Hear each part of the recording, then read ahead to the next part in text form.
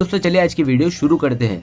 दोस्तों वीडियो शुरू करने से पहले मैं आपको एक बात बता दूं कि आपने अभी तक हमारे इस चैनल को सब्सक्राइब नहीं किया हो तो नीचे पर आपको ग्रीन बटन में सब्सक्राइब करके लिखा रहा होगा, इसके पर क्लिक कर लीजिए और साइड में नोटिफिकेशन बेल भी आएगा, उसको भी क्लिक कर लें ताकि आपको मिल सके हमारे अगले वीडियो की नोटिफिकेशन सबसे पहले और आप कुछ नया नया सीख सके।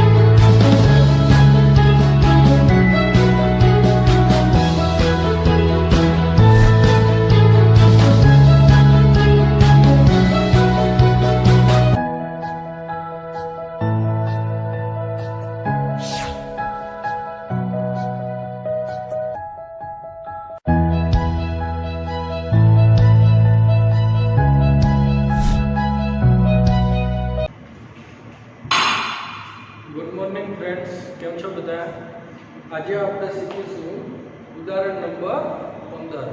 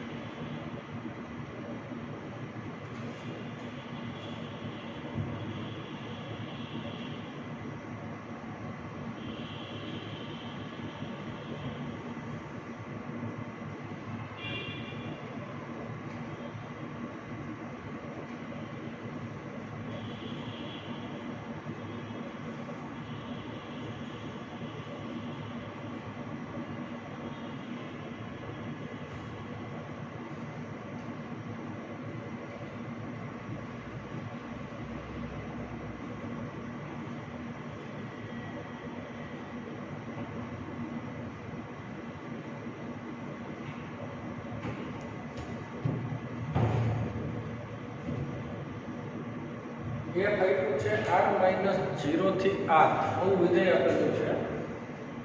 f of x is equal to આપેલું છે 1/x। x belongs to r-0 એટલે કે x ની કિંમત r માંથી લેવાની છે પરંતુ 0 સિવાય। તો વ્યાખ્યાયિત એક વિધેય આપેલ છે, આ વ્યાખ્યાના આધારે નીચેનું કોષ્ટક પૂર્ણ કરો, આ વિધેયનો પ્રદેશ અને વિસ્તાર શું થશે એવું કીધું છે।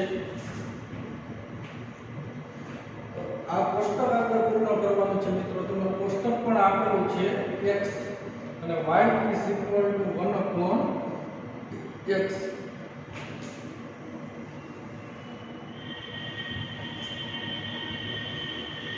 x ની કિંમત આટલી લેવાની છે -2 -1.5 -1 -0.5 પછી 0.25 પછી 0.5 1 પછી આવશે 1.5 અને પછી છે 2।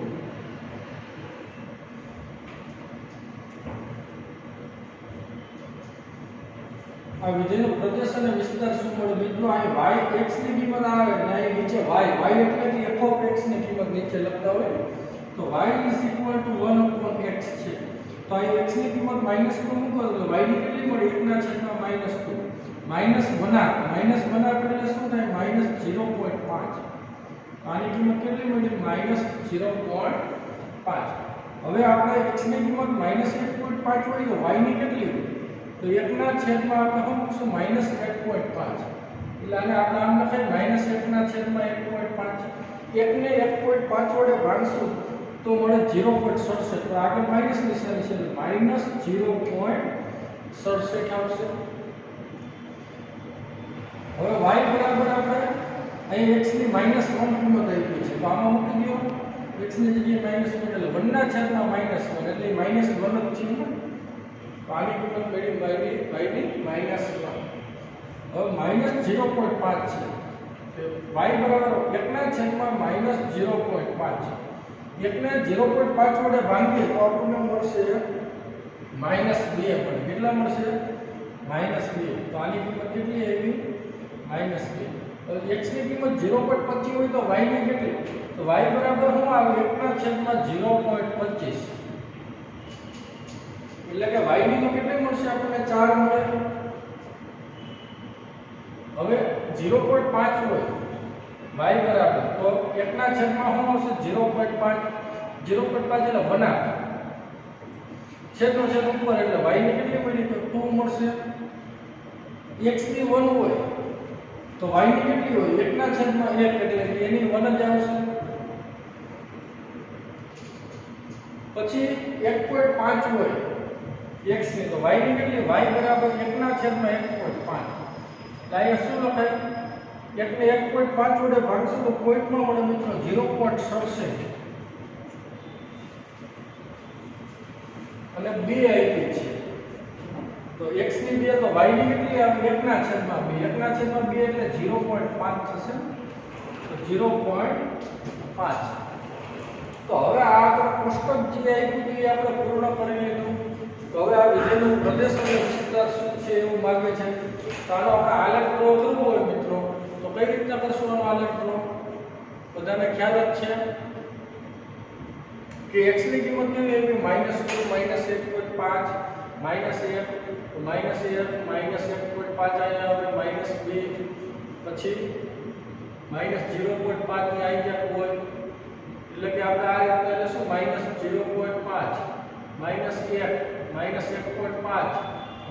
-2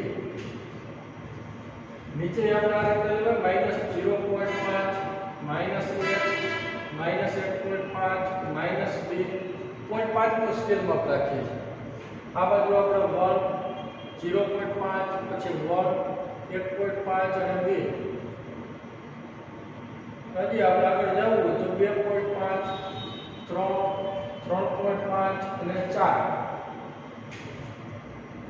એ જ રીતના અહીંયા -0.5 1 1.5 2 ત્યાં 4 સુધી આપણે જઈ શકાય। તો જો x ની કિંમત -2 છે ત્યારે y ની -0.5 એટલે કે આલેખ આપણે ક્યાં બે ભેગા થશે અહીંથી થશે આ બિંદુ -2 -0.5 અહીંયા ગયું પછી -1.5 છે ત્યારે -0.67 એટલે આ ક્યાં આવે બિંદુ નીચે પછી -1 એટલે કે આ ક્યાં આવશે બિંદુ -1 પછી -0.5 -3 એટલે કે અહીંયા આવશે બિંદુ -0.5 અને y ની કિંમત -2 એટલે બિંદુ અહીંયા આવે એટલે કે ઋણ કિંમતમાં આલેખ કઈ રીતના મળશે મિત્રો અહીંયા આમાં આવશે નીચે આ રીતના આપણને આલેખ ડ્રો કરવાનો રહેશે। અને હવે ધન કિંમતનો આલેખ જોઈએ આપણે ઉપર કે x ની કિંમત 0.25 એટલે કાઈ છે ત્યારે y ની 4 અહીંયા કોઈ મિત્રો સમજે અહીંથી આપણે સ્ટાર્ટ કરશું 0.5 એ 2 છે એટલે કાઈ આમ આવશે 0.5 y ની કિંમત 2 પછી 1 1 અહીંયા આવી જાય પછી 1.5 આવશે 0.67 એટલે કાઈ ક્યાં ઉપર આવે 0.5 થી ઉપર આ ક્યાં આવશે પછી 2 આગળ 0.5 એટલે કાઈ ક્યાં આવે એટલે કે અહીંયા આપણે ઉપર આલેખે આ રીતના આપણે ડ્રો કરવાનો રહેશે। તો આ રીતનો આપણને આનો આલેખ ડ્રો કરશું। હવે આપણે એનો શું માન્યું છે કે આ વિધેયનો પ્રદેશ અને વિસ્તાર શું થશે, તો આ વિધેયનો પ્રદેશ શું કહેવાય મિત્રો, આ વિધેયનો પ્રદેશ એટલે કે df domain of function df શું આવે આ વિધેયનો પ્રદેશ, તો કે આનો પ્રદેશ અહીંયા આપ્યો તો જે વ્યાખ્યાયિત વિધેય આપેલું છે તો પ્રદેશ શું છે r - 0 એટલે કે શૂન્યતર વાસ્તવિક સંખ્યાઓનો ગણ r - 0 0 એટલે આ વિધેયનો વિસ્તાર શું થશે મિત્રો? આ વિધેયનો વિસ્તાર તો કે r માંથી કોઈ પણ કિંમત લ્યો એટલે સામેની કિંમત એ શું મળે? આ રેન્જ ઓફ ફંક્શન એટલે કે વિધેયનો વિસ્તાર. તો એનો વિધેયનો વિસ્તાર શું? આ જે આપ્યું છે સપ્રદેશ છે ને, સપ્રદેશ છે પણ એનો વિસ્તાર શું થાય? તો કે વિસ્તારમાં શું આવશે? 0 નહીં આવે. કેમ કે તમે અહીંયા પ્રદેશમાં જ r - 0 આપ્યું એટલે કે 0 સિવાયની કોઈ પણ કિંમત લેવાની છે. 0 સિવાયની કોઈ પણ કિંમત અહીં મૂકો તો આ વિધેયની કિંમત ક્યાંય 0 ના થાય. બાકી કોઈ પણ વાસ્તવિક સંખ્યા મળી શકે ને તમને. પછી પોઈન્ટમાં લ્યો તો પોઈન્ટ વાળી સામે કિંમતો મળે. એટલે કે r શું આવશે? r - 0 આવે. 0 સિવાયની કોઈ પણ વાસ્તવિક સંખ્યા મળી હોય. કેમ કે x ની કોઈ પણ કિંમત આગળ તમે લ્યો 0 સિવાયની કોઈ પણ કિંમત તો આ ક્યારે 0 નહીં થાય. 1/x એટલે કે 0 તો મળશે જ નહીં. બાકી કોઈ પણ વાસ્તવિક સંખ્યા મળી શકે તમને. એટલે કે આપણે વિધેયનો વિસ્તાર શું કીધું? r - 0. એટલે કે આને r - 0 નું કહેવાય શૂન્યતર વાસ્તવિક સંખ્યાઓનો ગણ. એટલે કે શૂન્ય સિવાયની, શૂન્યતર એટલે શૂન્ય સિવાયની બધી વાસ્તવિક સંખ્યાઓનો ગણ આપણે એવું કહી શકાય. તો આ વિધેયનો પ્રદેશ અને વિસ્તાર આપણે લખી મળ્યો. બરોબર, ચાલો આગળ વધીએ. નેક્સ્ટ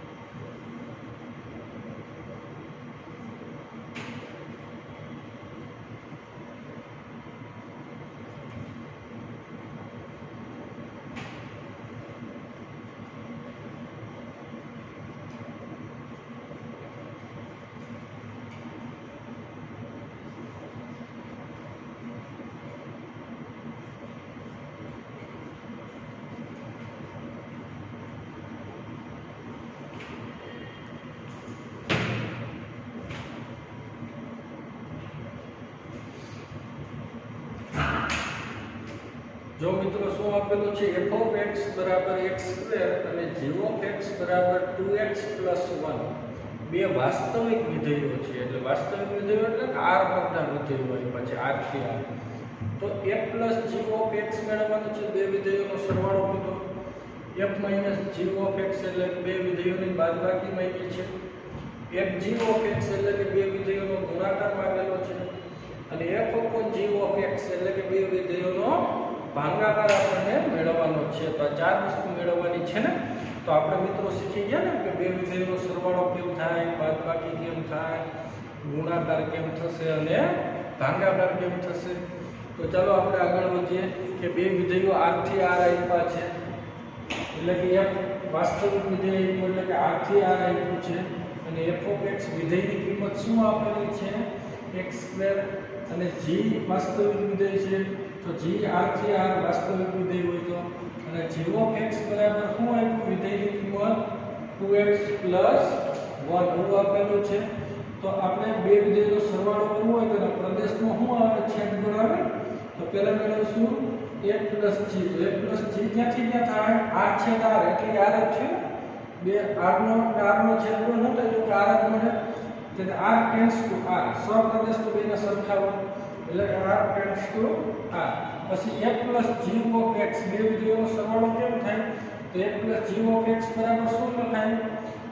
તો तो कि f of x प्लस હવે g of x આમ લખાય બે વિધેય પર સરવાળો કરી નાખશો f of x ની કિંમત શું આવી x સ્ક્વેર એટલે g of x ની શું છે 2x 1 તો બે વિધેયનો સરવાળો શું મળ્યો x સ્ક્વેર 2x 1 આને આપણે આમ પણ લખી શકાય ને x 1 નો સ્ક્વેર પૂર્ણ વિધેય નો વિસ્તરણ કરો તો શું મળે x સ્ક્વેર 2x 1 મળે તો અહીં આપણે x 1 નો સ્ક્વેર લખી શકાય તો જે આપણે લખ્યું તો આ બે વિધેયોનો શું થઈ ગયો સરવાળો હવે બે વિધેયોની શું મેળવશું આપણે બાદબાકી મેળવશું તો બે વિધેયોની બાદબાકી શું થશે f - g તો બેના પ્રદેશનો છેદગુણ r છેદ r એટલે r જ થાય ને r ટેન્ડ્સ ટુ બેના સહપ્રદેશ સરખા હોય એટલે કે r જ છે તો r ટેન્ડ્સ ટુ r થશે હવે f - g of x = શું લખાય જે વિધેય બાદબાકી કેમ થાય તો કે f of x માઈનસ નિશાની તો માઈનસ હવે શું લખાય g of x કિંમત આપી છે f of x ની શું આપેલી છે x સ્ક્વેર માઈનસ હવે g of x ને શું આપ્યું તો કે 2x 1 કૌંસમાં રહી તો માઈનસ નો અંદર ગુણાકાર થાય તો x square minus 2x minus 1 તો મળે તો આ આપણે શું જોયું બે વિધેયોની બાદબાકી ત્યારબાદ આપણે આગળ વધીએ હવે બે વિધેયોનો ગુણાકાર કરવાનો છે ને fg તો એમાં શું આવશે બેના પ્રદેશનો છેદગુણ એટલે r છેદ r એટલે r જ આવશે ટેન્ડ્સ ટુ સહપ્રદેશ તો હરકત હોય બે વિધેયોનો એટલે r ટેન્ડ્સ ટુ r હવે fg of x શું લખાય બે વિધેયોનો ગુણાકાર શું થાય તો f of x g of x આમ લખાય f of x g of x તો f of x ની કિંમત શું આપી છે x square g of x ની તો કે * 2x 1 બેનો ગુણાકાર કરો તો શું આવે 2x ક્યુબ આ બેનો ગુણાકાર પ્લસ હવે x સ્ક્વેર અને 1 નો ગુણાકાર શું થશે x સ્ક્વેર તો આપણને શું મળ્યું 2x ક્યુબ x સ્ક્વેર ત્યારબાદ જે આપણે ચોથો શું માંગ્યું છે બે વિધેયોનો ભાગાકાર કઈ રીતે થશે f upon g of x તો બે વિધેયોનો મિત્રો આપણે શીખી ગયા ભાગાકાર કરતા હોય ત્યારે આપણે શું કરીએ તો કે છેદને 0 પર એવો અવયવ દૂર કરવો પડે પ્રદેશમાં શું કામ કરવો પડે છેદને 0 પર એવો અવયવ દૂર શું કામ તો કે આપણે એક વસ્તુ દૂર ના કરીએ તો પ્રદેશ કેવો થઈ જાય અવ્યાખ્યાયિત થઈ જાય કેમ કે છેદ 0 થાય તો વિધેય અવ્યાખ્યાયિત થાય વિધેય અવ્યાખ્યાયિત થાય તો ભાગાકાર ક્યારેય મળે નહીં એટલે આપણે છેદને 0 પર એવો અવયવ દૂર કરી નખાય પ્રદેશમાંથી ફરજિયાતપણે કરવો પડે તો એ કેમ ખબર પડે કેમ દૂર કરવો મિત્રો તો કે f upon g તો આ બેનો છેદગુણ તો આપણે લઈ r માઈનસ આપણે આવું લખતા ખબર x કે જ્યાં g of x = 0 tends to r f upon g of x = શું લખાય તો કે f of x ના છેદમાં g of x તો મિત્રો એક વસ્તુ આપણે સાઈડમાં તમને બતાવું કે g of x બરાબર 0 આપણે ધારી લેવું g of x = 0 g of x ની કિંમત શું આપી જાય તો કે 2x 1 આવી તો અહીં મૂકી દેશું 1 સામે જશે તો 2x બરાબર -1 તો x બરાબર કેટલા આવ્યો -1 આવ્યો તો છેદને 0 પર એવો અવયવ કયો હશે -1 આપવો જો -1 આપો ત્યારે g of x ની કિંમત 0 g of x 0 તો વિધેય અવ્યાખ્યાયિત થઈ જાય ભાગાકાર અવ્યાખ્યાયિત તો મળે જ નહીં એટલે આપણે આ પ્રદેશમાંથી આ r માંથી આ એક કિંમત ના લઈ શકાય બાકીની બધી જ કિંમત તમે લઈ શકો તો બે વિધેયોનો ભાગાકાર તમને મળે પ્રાપ્ત થાય બરાબર તો f upon g શું આવશે હવે r -1 tends to r અને f upon g of x = હું લખાય f of x ની કિંમત x છે અને g of x ની કિંમત શું થાય 2x 1 તો આ બે વિધેયો શું મળી ગયો ભાગાકાર મેળવો કેટલો મળે x² ના છેદમાં 2x 1 અને એમાં એક આ કિંમત લેવાય નહીં એટલે આપણે પ્રદેશમાંથી બાદ કર્યું બરાબર તો આ આપણે બે વિધેયોનો સરવાળો ગુણાકાર બાદબાકીને સરવાળો ભાગાકાર ખ્યાલ આવી ગયો બધા મિત્રો ચાલો આગળ વધશું હવે નેક્સ્ટ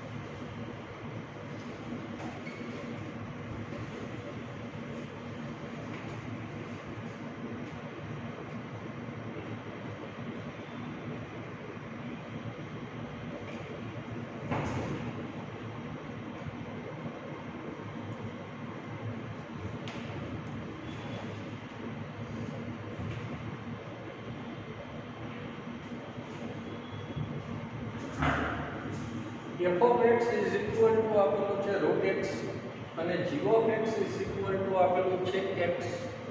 એ બે અનુરૂપ વાસ્તવિક સંખ્યાના ગણ પર વ્યાખ્યાયિત વિધેય હોય. કેવા છે? અનુરૂપ વાસ્તવિક સંખ્યાના ગણ પર વ્યાખ્યાયિત વિધેય હોય તો શું મેળવવાનું કીધું છે?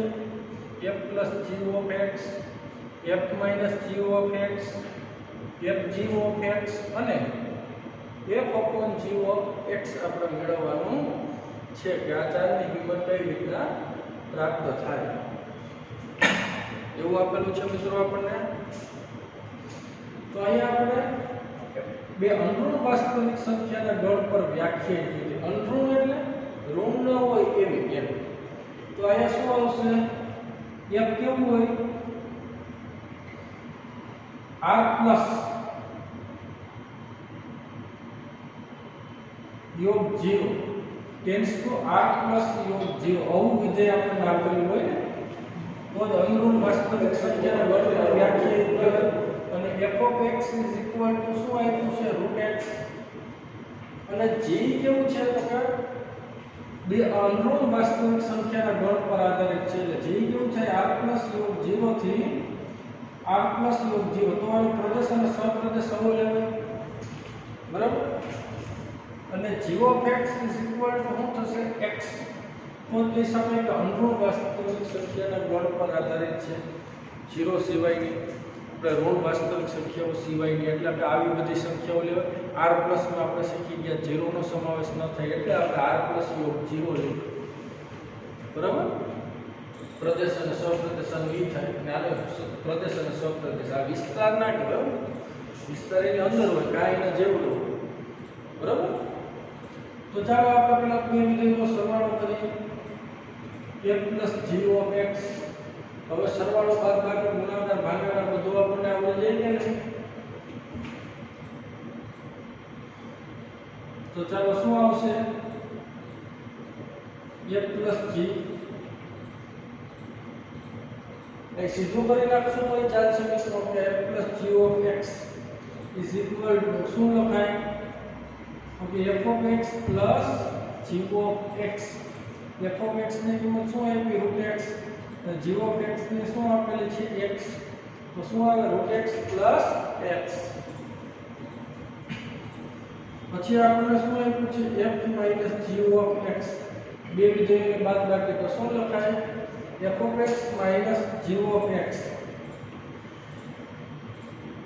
તો f of x ની કિંમત શું આપી છે? Root x minus g of x ને x. તો શું થાય? Root x minus x. ત્યારબાદ આપણે આગળ વધીએ. હવે શું આવવાનો છે? ગુણાકાર. fg of x is equal to શું લખાય? f of x into g of x. આમ લખી શકાય. બેની કિંમત આપેલી છે. f of x ને આપી રૂટ x અને g of x ને આપી x એટલે આપણે શું આવે? x root x. અને હવે ભાગાકાર આપણે f upon g of x કઈ રીતે મળે?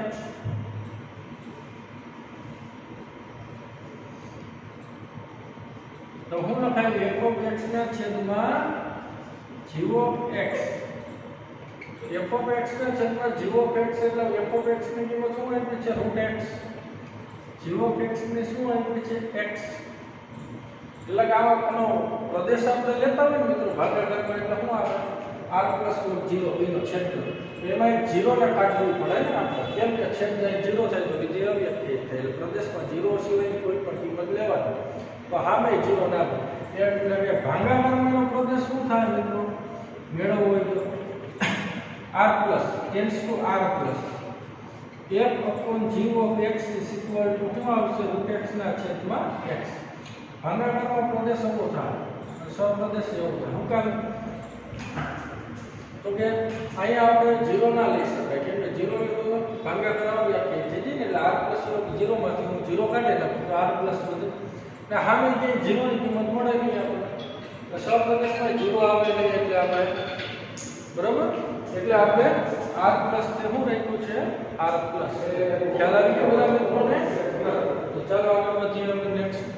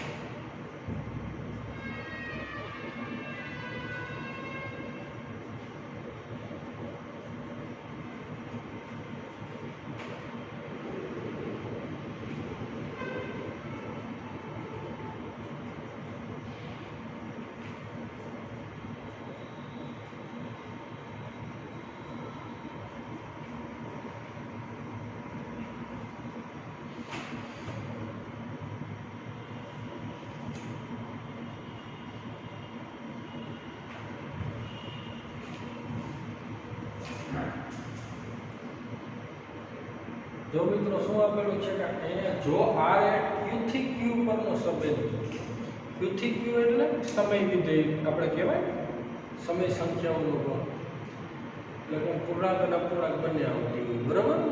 તો જો r એ q થી q પરનો r બરાબર આપ્યું છે ab કે જ્યાં ab belongs to q, એટલે કે સંબંધ a અને b વચ્ચેનો આપણે હવે લખવાનો છે કાઉન્સમાં. a અને b બે સમય સંખ્યાઓ છે અને a b બે સમય સંખ્યાઓનો તફાવત લઈએ તો એ z માં મળે, પૂર્ણાંક સંખ્યાઓનો મળે. જો belongs to z એટલે કે પૂર્ણાંક સંખ્યાઓને ગણવા મળે થાય તે રીતે વ્યાખ્યાયિત સંબંધ છે. તો બતાવો કે પહેલા શું કીધું છે કે પ્રત્યેક a belongs to q માટે a belongs to r. પછી આપ્યું છે કે જો ab belongs to r તો ba belongs to r, અને જો ab belongs to r અને bc belongs to r હોય તો ac belongs to r. આટલી વસ્તુઓ આપણને આપેલી છે મિત્રો. તો અહીંયા આપણે શું કરશું, પેલા વિચારો જે એક વસ્તુ કે આપણે a belongs to r હોય ને, પહેલા આપણે જોશું આ વસ્તુ કે પ્રત્યેક a belongs to q માટે a belongs to r, એટલે કે r આપણને કેવું આપ્યું છે તો કે q થી q પરનો સંબંધ છે, એટલે કે r એ અહીં બોલે લખશું આપણે r એ q થી q પરનો સંબંધ છે.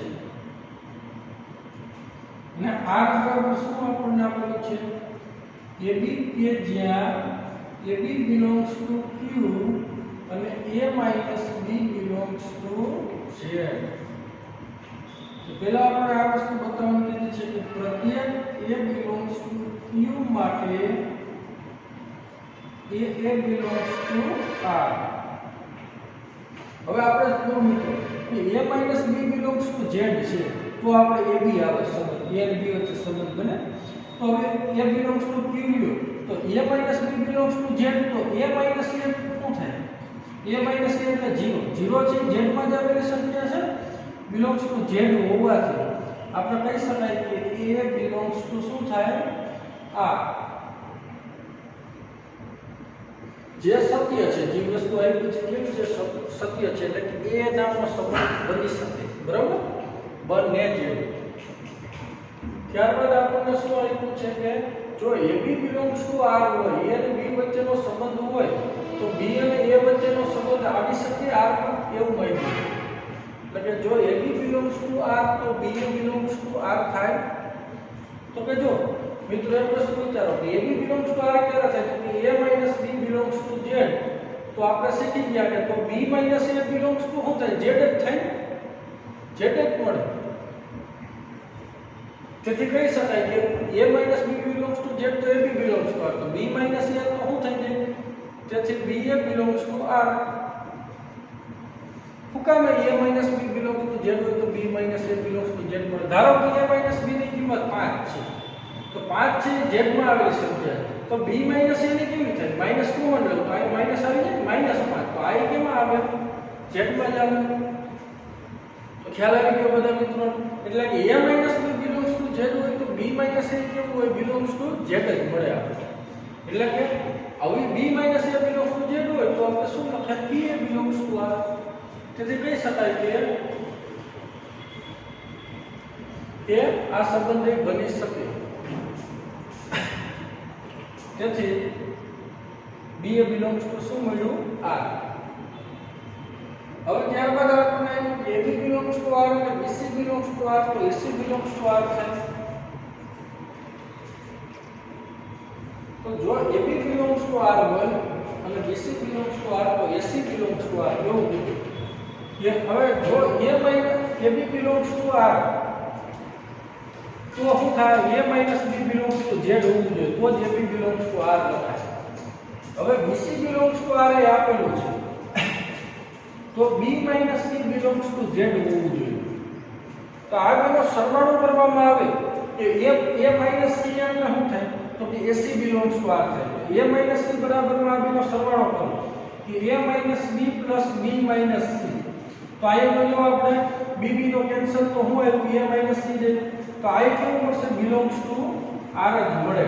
શું કામ r જ મળે, તો કે બે પૂર્ણાંક સંખ્યાઓનો સરવાળો કરવામાં આવે તો એ પૂર્ણાંક સંખ્યા જ મળતી હોય તો a - c બરાબર હું આપણે લખ્યું બે પૂર્ણાંક સંખ્યાઓનો સરવાળો હંમેશા કેવો મળતો હોય પૂર્ણાંક જ મળે બરોબર એટલે આપણે કહી શકાય કે a - c એટલે એનો મતલબ શું કે a - c belongs to z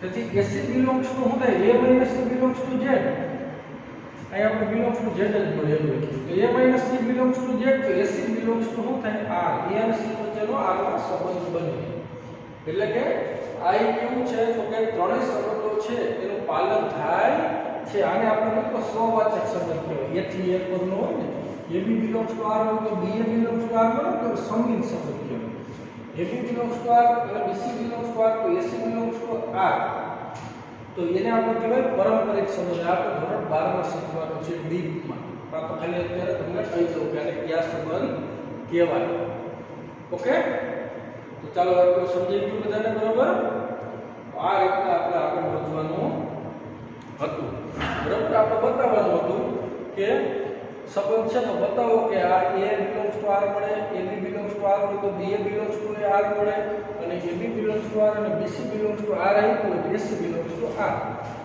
ખ્યાલ આવી ગયો આ રીતના હતું તેમ છતાં જો પાછો સમજાઈ ગયું કે આ સંબંધ કેમ છે a belongs to r શું કામ આવે તો a belongs to q છે a છે સમય સંખ્યા તો અને a belongs to r આપણે મળવી જોઈએ તો અહીંયા જો આપણે પેલા આપ્યું છે ab belongs to q અને a - b belongs to z મળે તો a અને b વચ્ચે સંબંધ બને તો a - b belongs to z હોય તો a - a એટલે કેવું થાય 0 તો 0 તો z માં આવેલી સંખ્યા છે તો a - a એટલે a - b એટલે ab નામનો સંબંધ બને તો a - a નો હું આવે a નામનો સંબંધ બને r માં એટલે કે a belongs to શું થાય r કેમ હવે ab belongs to r તો b belongs to r મળવું જોઈએ તો a - ab belongs to r ક્યાં આવે તો a - b z માં આવેલું હોય તો હવે a - b z માં આવે તો b - a કેવું z માં જ ધારો કે આની કિંમત 10 છે તો b - a ની કેટલી થાય -10 તો -10 સંખ્યા કેમાં આવે એમાં z માં જ આવે તો b - a belongs to શું મળે z જ મળે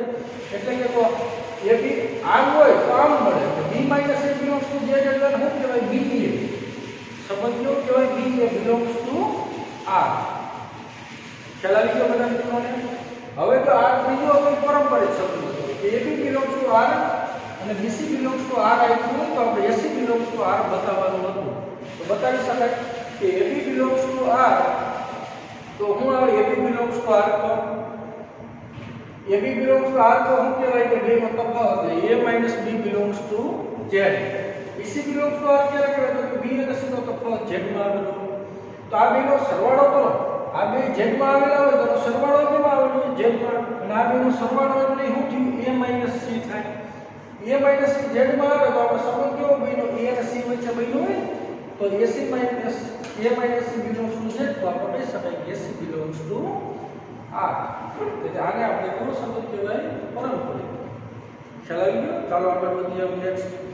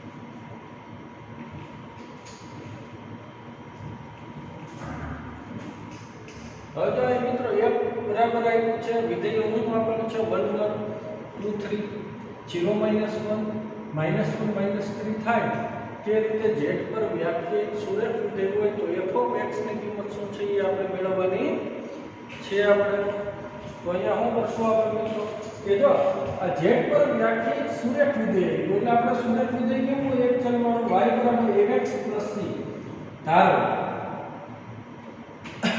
તો f(x) ની કિંમત કેટલી હોય એ વસ્તુ આપણે મેળવવાની છે બરાબર તો ચાલો આપણે આગળ વધીએ હવે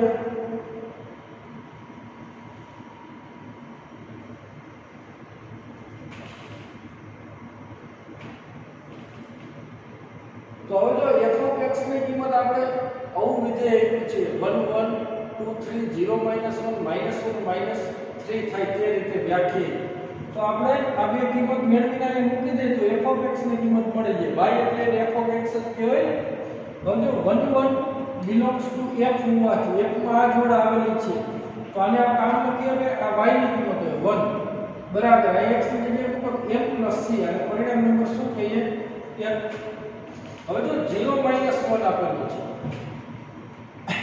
છે 0 - 1 belongs to f હોવાથી આ કિંમત આમાં મૂકો આ હું બતાવું x ની કિંમત આ y ની બતાવો તો -1 બરાબર 0 + c એટલે કે c ની કિંમત કેટલી મળી -1 તો જેને સમીકરણ 1 માં મૂકી દો જેને સમીકરણ 1 માં મૂકતા અને સમીકરણ 1 માં મૂકો એટલે m ની કિંમત પડશે તો c ની કિંમત -1 આવે તો 1 બરાબર m - 1 આ બાજુ જાય તો m ની કિંમત 2 મળી તો c અને m અને c ની કિંમત સમીકરણ કેમાં મૂકશું આપણે y બરાબર mx + c માં મૂકતા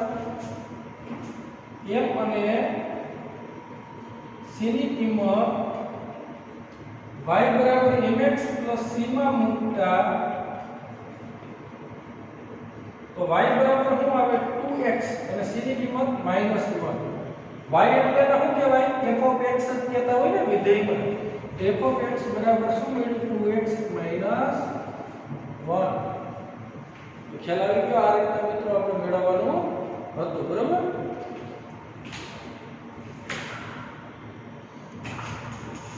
તો ચાલો મિત્રો આજે આપણે આટલું રાખશું નેક્સ્ટ લેક્ચરમાં મળશું ત્યારે એક ઉદાહરણ બાકી છે તે જોશું અને થોડુંક ધોરણ 12 માં આપણે ઉપયોગી છે બે વિધેયોનું સંયોજન એ ટોપિક પણ આપણે શીખશું જે આપણે ધોરણ 12 ના સિલેબસમાં આપેલ છે નહીં પણ આપણે ધોરણ 12 માં ઉપયોગી છે એ માટે આપણે એ ટોપિક શીખવો આપણે શીખી લેશું જેથી 12 માં થોડું સરળ લાગે બરાબર ચાલો નેક્સ્ટ લેક્ચરમાં મળશું ત્યારે જોશું હવે આગળ